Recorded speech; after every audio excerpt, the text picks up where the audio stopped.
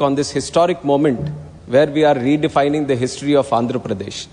It is a historic day not only for me or 5 crore people of Andhra Pradesh, for the entire Telugu community who is staying inside the country and outside the country also. And I am a proud man. It is a very emotional moment for me. And it is emotional not only because it is a subject where we are talking about the capital and giving a clarity to the state of Andhra Pradesh, but this redefines the pride, this redefines the faith, this redefines the consciousness of the country it has on its democracy, on the leadership, and the whole political system also, sir. And this is something which has much stronger repercussions than looking at it as simply or merely regarding a subject of a state and its capital, sir. And when I talk about the historic moment, we also have to understand why this bill has been brought in the first place. We have to look into the history also a little bit. And when we talk about the history of Andhra Pradesh, sir, it is one of the most prosperous states in the country, one of the most diversified and one of the most forward-looking countries, most entrepreneurial states with one of the best people, talented people in the country. And when this state was bifurcated in the year 2024, as the witness of this parliament itself, for the first time in history, a new state has been created with the capital and the whole state has been left out without the capital. And that is where the problem started, sir. We were not against the bifurcation, but then the way that it was done. And now honorable senior member who has spoken before me should also understand that many of the issues which we are talking about today was done because of the way in which it was bifurcated. It is not the first time that a state has been bifurcated in this country. Under the visionary leadership of previous Prime Minister Atal Bihari Vajpayee ji, 3 states have been created, but none of the states had any kind of problem. There was no agitation at all. Then why now? Why for Andhra Pradesh? And it was at that time when the state was created, then it was Andhra which was left out without the capital. It was Andhra which had 16,000 crore revenue deficit in the state. And it was Andhra which was left clueless on what is going to happen in the future. It was left blindsided. It was left right on the streets of this country. And that was when all of the Telugu people, all of the Andhra people, the 5 crore people looked at one man with hope. And that man, I have to take his name, sir, is the Honorable Chief Minister of Andhra Pradesh, Nara Chandrababu Naidu garu. And that was the only hope we had left in the Telugu people, in Andhra people. And he created the aspiration for Telugus. And he created the conviction. With conviction, he created the vision for Andhra people. He said, yes, life is full of challenges. Sometimes things happen the way we want it. Sometimes they don't happen the way we want it. But he always stood for one mantra. Every crisis gives us an opportunity. And I have come into politics at a very young age, sir. I've lost my father. And after that, to carry his legacy, I have come into politics. And I have been a disciple of Chandrababu Naidu garu. And I've been this is my 3rd term as Member of Parliament. And for the last 10 years in Lok Sabha, I know how much I have read each and every single word of this AP Reorganization Act, sir.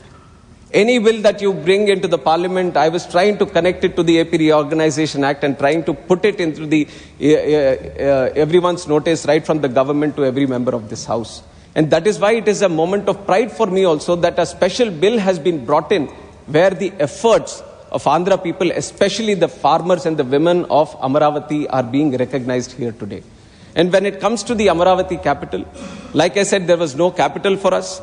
And when we had to choose on what the capital is going to be, that was when, with the vision of our Honorable Chief Minister, then Nara Chandrababu Naidu garu, he, in a very due consultation process, in a democratic process, with the recommendations of a special committee that has been put in the assembly itself, in the discussion with all the parties who were present in that house, including YSR Congress Party and its leader, and all the other parties that were present, it was unanimously decided that Amaravati is going to be the capital, and this was in 2024 itself. In 2024 September itself, the Assembly passed a resolution that this is going to be the capital. And one of the 2014 itself. And one of the advantages that it was thought to be as a capital, it was right on the banks of Krishna River, sir. You look at all the capitals, ancient civilizations, and even today, one of the strongest capitals across the world have been built on these grand rivers, sir.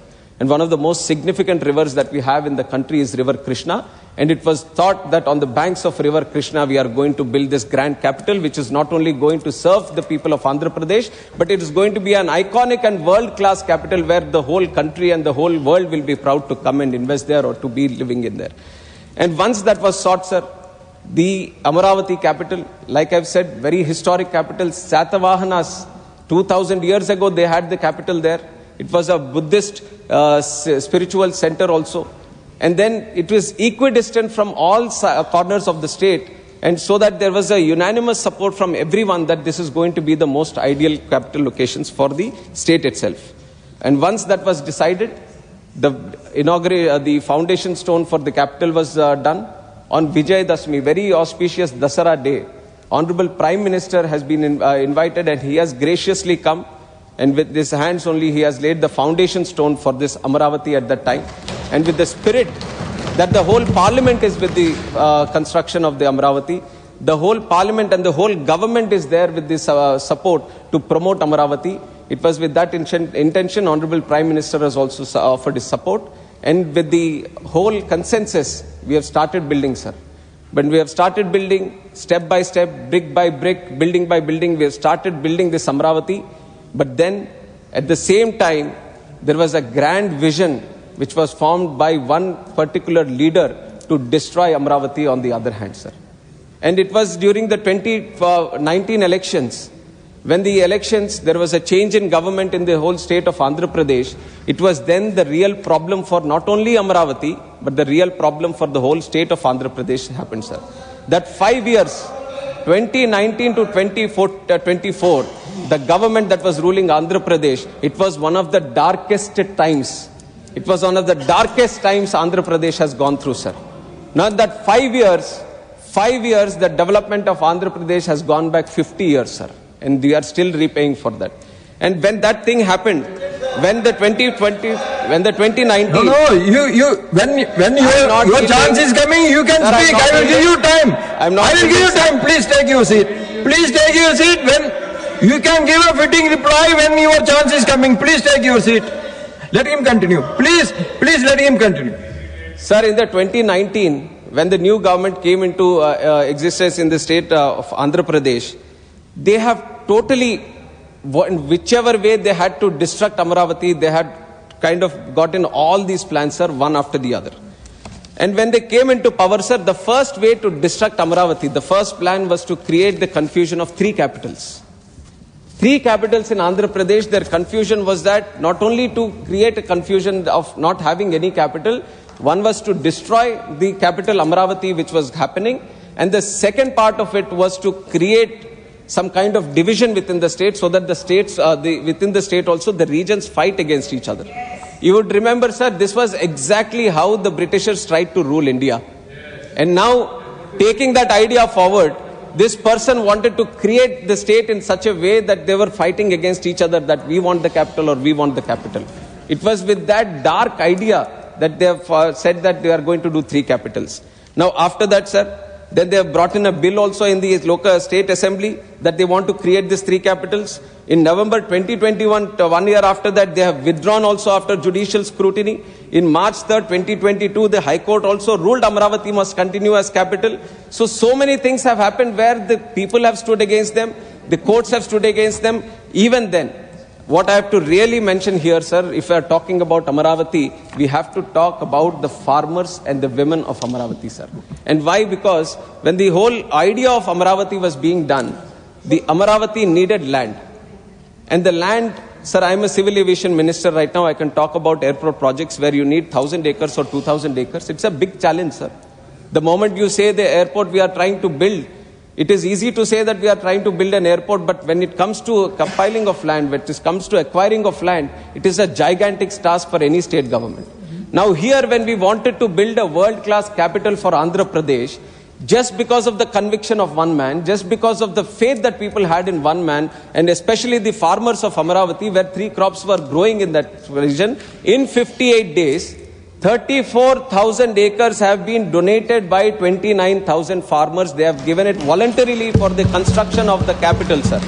That is the large-heartedness of Amaravati people. Large-heartedness of Amaravati farmers. Sir, without taking a rupee, without taking a rupee.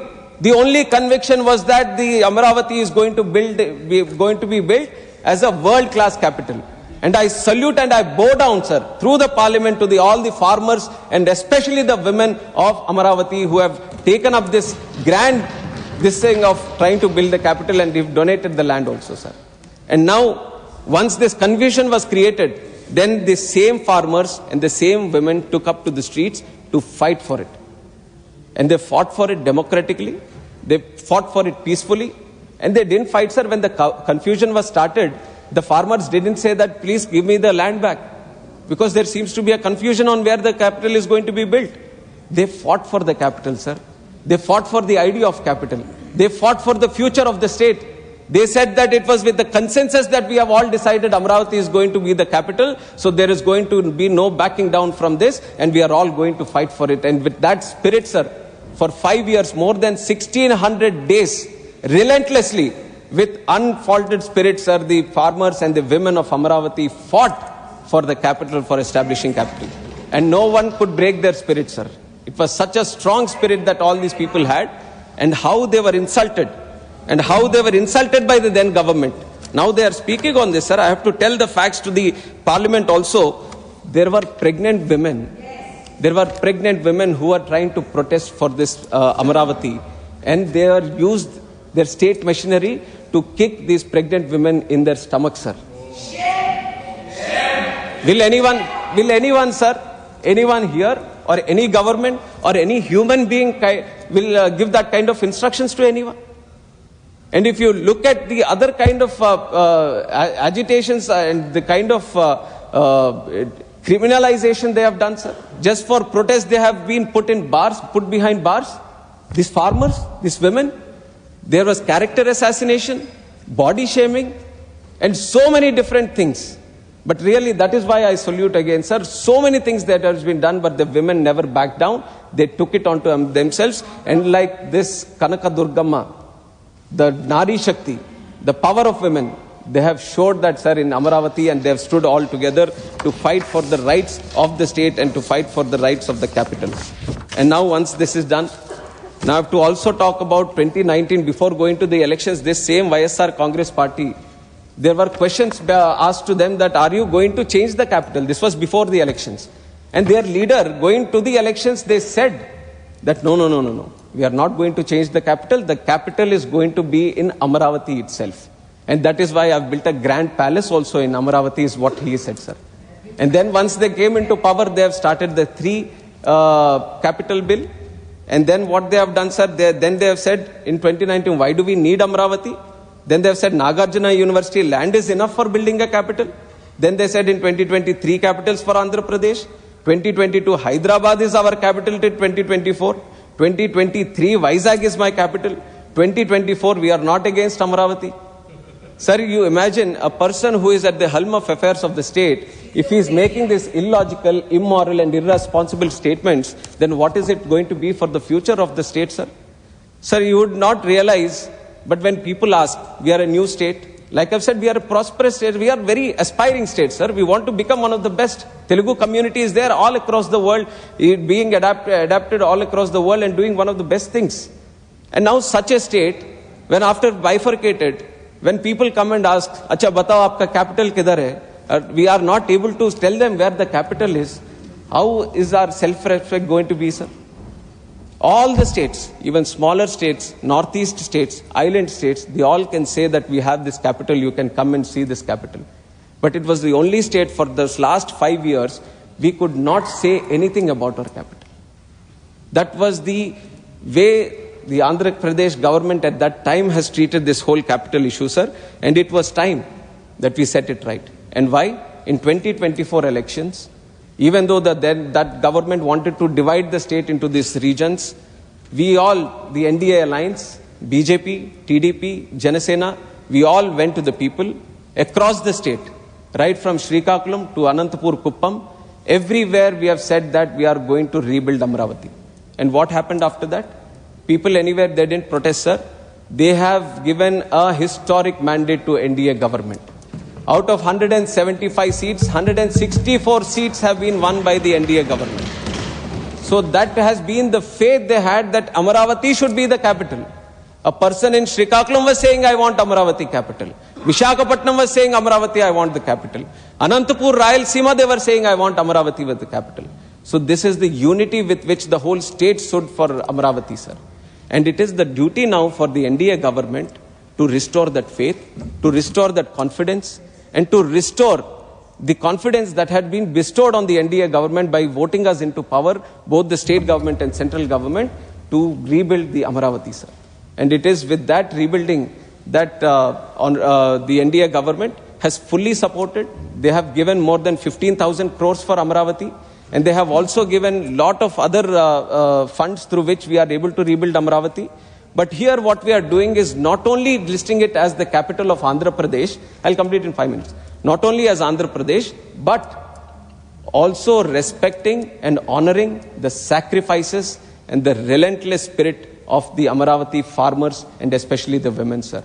And so I salute to them, and I thank the Honorable Prime Minister, Honorable Home Minister Amit Shah ji, and our Chief Minister Chandrababu Naidu garu, Deputy Chief Minister Pavan Kalyan garu, and also our young and dynamic leader Lokesh Anna garu, who has been strongly supporting the protests and the Amaravati cause from his beginning of his days, sir, and through which we have all supported, and now we have come to this, that we are trying to re-establish the confidence for Andhra, and all we want to see is to be a world-class capital being built in Andhra Pradesh, sir. And on the last, this thing, before I end my speech, I would like to speak a couple of lines in Telugu also, sir. And this, Andhra Pradesh, Amaravati Rajdhani kosam nirantaramainatvanti పోరాటం చేసింది. అమరావతి ఒక శక్తివంతమైన పవిత్రమైనటువంటి నేల. అలాంటి అమరావతిలో ఎంతో మంది తాలూకా సహకారంతో, ఎంతో మంది తాలూకా త్యాగాలతో, ఎంతో మంది తాలూకా కష్టాలతో వాళ్ళందరూ కూడా సాక్రిఫైస్ చేసి, త్యాగాలు చేసి మన ఆంధ్రప్రదేశ్ రాష్ట్రానికి